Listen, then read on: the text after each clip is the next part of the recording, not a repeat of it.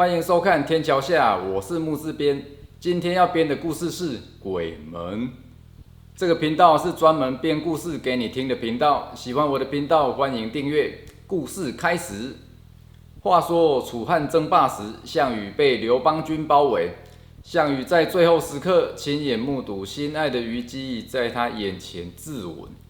项羽带着残余兵马做最后抵抗，一直打到最后剩下20多人。本来有机会过江逃生，但是项羽不愿忍辱偷生，于是自刎而死。项羽死后，他的灵魂随即被牛头马面带往地狱。人称西楚霸王的项羽见到牛头马面，并没有特别惊慌，他恭敬地对牛头马面说：“二位官差大人，请带路。”项羽被带到阎王殿见阎王。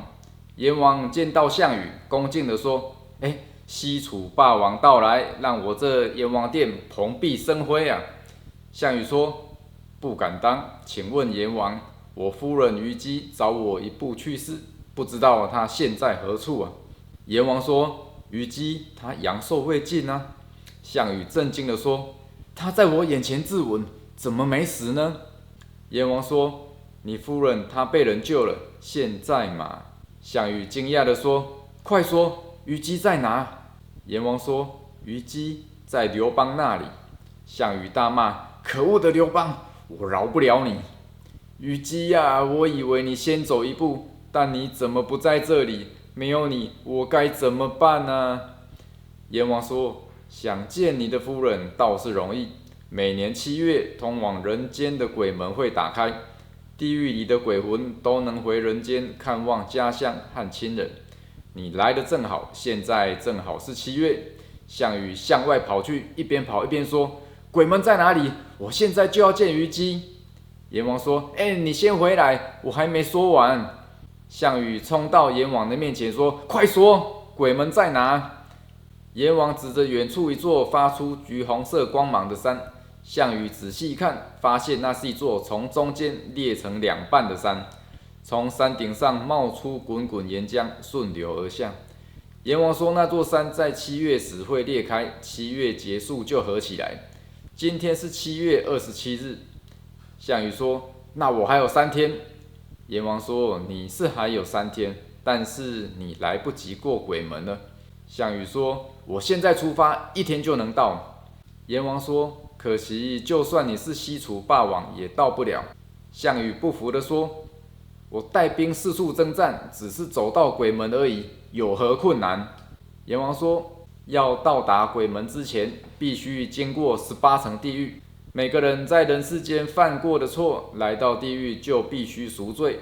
只有受过苦难的灵魂才能过鬼门。”项羽说：“不行，我一刻也不能等。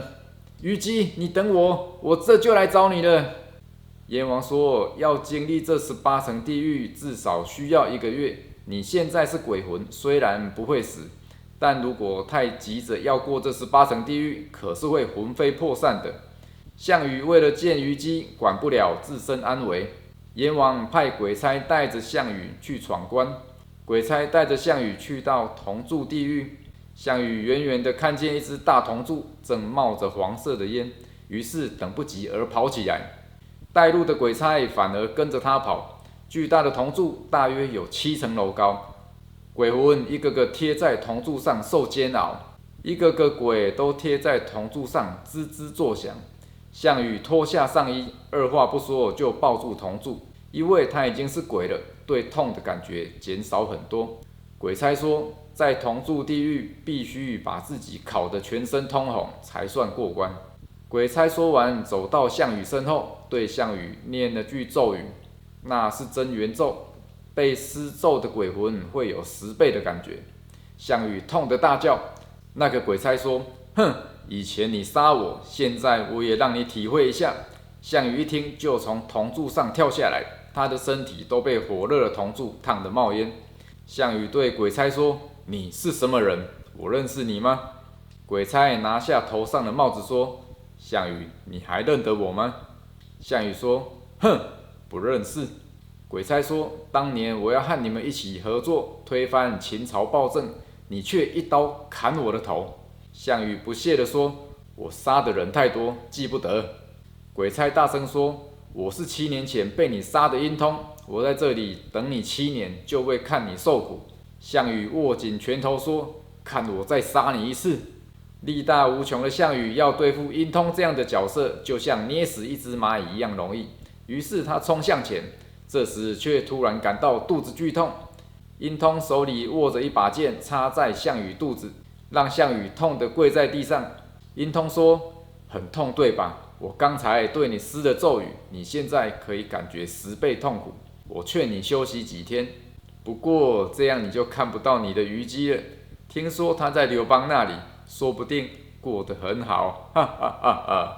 项羽想打殷通，殷通将剑对着他说：“你看看鬼门，好像又合起来一些了。”项羽一心想见虞姬，于是忍痛站起来。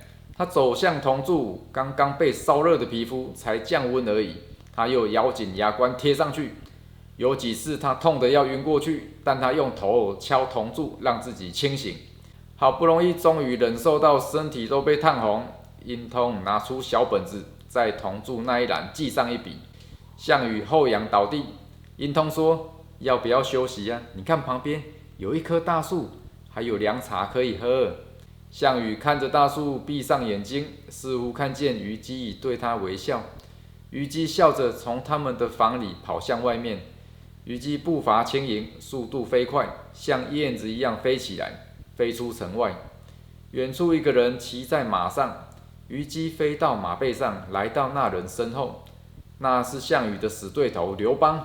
此时，项羽身后的宫殿也全部倾倒。项羽突然惊醒，抓着殷通的领子说：“带我去下一关。”他们来到铁树地狱。铁树地狱是一片银色的树林，只有树枝没有叶，树枝全都朝上生长，非常尖锐。树枝上插着一个一个的鬼魂，全都痛苦的挣扎扭动着。一头银色的大象在树林间游走，负责将这些鬼魂插到树上。这些铁树还不停的生长，树枝会变大变粗，而且还会扭动。鬼魂在上面要一直待到身体变成银色的，大象才会把它拔下来。项羽走到大象面前，大象看着他还发烫的身体，用象鼻对他吹了口气。项羽拉了拉象鼻，大象被他滚烫的手烫得甩了甩象鼻，然后转身离开。殷通说：“你的身体还没复原，大象是不会理你的。”项羽看向鬼门，似乎又合起来一点。他于是全力冲向大象，他用大象当跳板，让自己跳上铁树。一只树枝正对着他的胸膛。项羽身上的红色还没消失，但胸膛开始慢慢转为银色。身体还虚弱的项羽忍受铁树穿心的痛苦。他也发现自己的气正从伤口流出，伤口慢慢变成银色。殷通捡起地上的铁树枝说：“你想早一点见到虞姬是吧？那我来帮你。”说着就拿着尖锐的树枝从项羽肚子刺下。他连刺了好几下，项羽的气虽然流失得更快，但伤口都变成银色。在殷通的帮忙之下，他全身很快就变成银色了。大象把项羽抬下来，项羽的胸口多了一个大洞和一堆小伤口。殷通说：“一般来说，过了这个铁树地狱，没有休息2天是走不了的。看你那个洞口流出了气，气流光的时候，你就消失了。到时候你就谁也不用看了。”项羽摇摇晃晃地站起来说：“下一关是那座冰山是吗？我现在就要去。”他一边走，气就一直流失。他感觉力气渐渐消失，便将气锁在丹田。不过并没有什么帮助。他在冰山地狱忍受极度寒冷，殷通假好心地帮他泼水。项羽直到全身冻成白色冰棒，动弹不得。殷通看着项羽冰棒说：“西楚霸王不过如此。”说完，自己去喝酒休息，把项羽丢在一堆枯骨上。没有时间等伤口愈合的项羽还在流失气息。项羽看着鬼门的眼睛因为疲倦而闭上，但他突然被叫醒。他睁眼看，竟然是范增。范增以前一直是项羽最可靠的军师，甚至尊称他亚父，把他当成爸爸一样。可惜项羽中的离间计，对范增失去信任。范增落寞地告老还乡，但还没回到家就死了。范增说：“项王怎么会在这里？”项羽见到亚父就哭了，说自己不该中计。范增说：“你呀，一直不听我的计谋，才会这么早就败亡。罢了罢了，都过去了。”范增从口袋里拿出一颗丹药给项羽吃，项羽一吃就不再漏气了。范增说那是定气丹，可以快速恢复元气。殷通喝完酒回来，继续带项羽去其他地狱闯关。终于在鬼门关闭之前，项羽过了最后一关石墨地狱。一个鬼差走过来和殷通说：“我从来没看过有鬼需要每一关都闯，这个鬼是真的什么罪都犯了吗？”项羽这时才知道，每一个地狱都有对应的罪行，生前犯的错才需要在对应的地狱受罚。项羽气得抓起殷通，恨不得扭下他的脖子。殷通说：“哎呀，鬼门快要关了呀！”项羽于是放下殷通，大步跑向鬼门。这时的鬼门只剩下3米宽。守门的鬼差说：“要过鬼门，先交通关文书。”项羽转头看向殷通，殷通手中拿着一张燃烧的纸，说：“哎呀，通关文书不小心被我烧了。你想出鬼门，门都没有。”项羽转头冲向鬼门，守门的官差没有拦他，但却有一堵看不见的鬼墙挡着他。他用力挥打，那看不见的鬼墙却不动如山。殷通说：“项羽，就算你能在这么短时间内过这18层地狱，没想到你过不了的是我这一关吧？哈哈哈哈！你还有半天时间，不然我们再走一遍吧。”项羽转头就走，殷通跟在他身后，拼命拿剑刺他。项羽回到石墨地狱，他拿起铁链绑住石墨，完全不理殷通。殷通朝着他的身体用力一刺，项羽一运气一用力，剑就断成2截。殷通吓了一跳，这把剑是用铁树枝和鬼门岩浆锻造，坚硬无比。项羽居然不动手就折断。项羽扛起石墨对殷通砸下去，把殷通嵌进土里。愤怒的项羽甩动石墨，巨大的石墨将周遭一切摧毁殆尽，铁树、冰山、油锅、铜柱全都被夷为平地，许多鬼魂也跟着被打得魂飞魄散。项羽回到鬼门，用尽力气攻打鬼门，鬼门上的岩浆石块因此掉落。从人间回来的鬼魂还是不断地向前走，因为鬼门关之前，所有鬼都必须回来。不然，鬼差在阳间发现御驾未归的鬼，会立刻将他消灭。但是项羽拼命在鬼门前甩动石墨，把那些冲进门的鬼魂都打得魂飞魄散。阎王原本在天庭开会，接到消息后赶回地狱，看到地狱被项羽一鬼铲平，阎王赶紧来到项羽面前阻止他。阎王说：“项羽，你生前打仗杀了那么多人，地狱本来是让你忏悔赎罪的地方，你却还杀了那么多鬼。”阎王的手在空中一挥，空气中显现出虞姬的脸。只见虞姬穿着囚服，正被鞭打。项羽大声一喊：“虞姬！”阎王说：“你现在做的事就是你种的因，这个因会成为你亲人的果。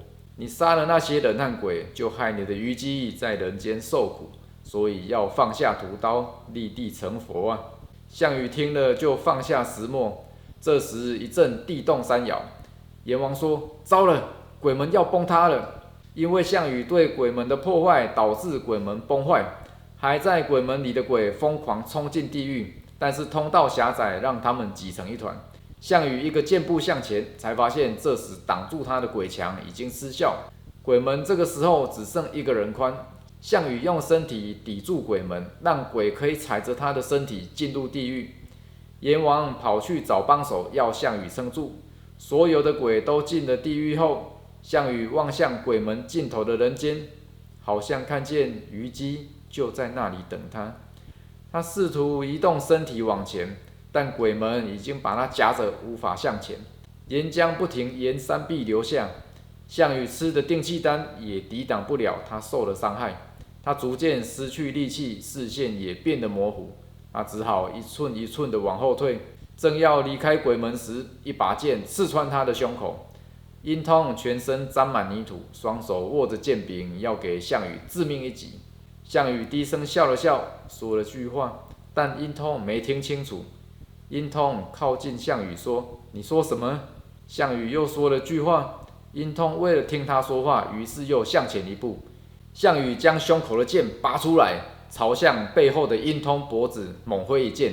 殷通再次掉脑袋，大量的气从殷通的脖子散出。